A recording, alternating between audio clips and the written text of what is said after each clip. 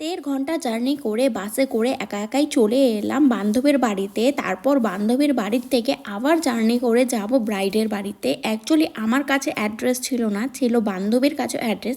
তাই আমরা দুজনে মিলে কিন্তু বেরিয়ে পড়েছি ঠিক ব্রাইডের বাড়ির পথে। আর তাদের বাড়ি একটু ভেতর দিকেই ছিল, প্রায় অনেকটা দূরই ছিল।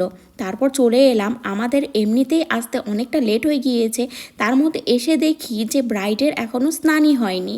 বাড়িতে ঢুকে গিয়ে খাওয়া দাওয়া সেরে নিলাম, তারা খুব ভালো ছিল এবং জোর জবরদস্তি করে একটু লাঞ্চ করিয়ে দিল। এরপর আমরা এখানে সব গুছিয়ে নিয়ে বসেছিলাম। তারপর আমি একটু ক্যামেরা দেখে সেলফি মারছিলাম, ভিডিও করছিলাম। এরপর দেখলাম ওইদিকে ব্রাইডকে স্নান করানো হচ্ছে, সেই ভিডিওটা একটু তোমাদের সাথে আমি শেয়ার করে দিলাম। তারপর এখানে আমি চলে এলাম রেডি করতে। আমি আর আমার বান্ধবী দুজনে মিলেই কাজটা করেছিলাম।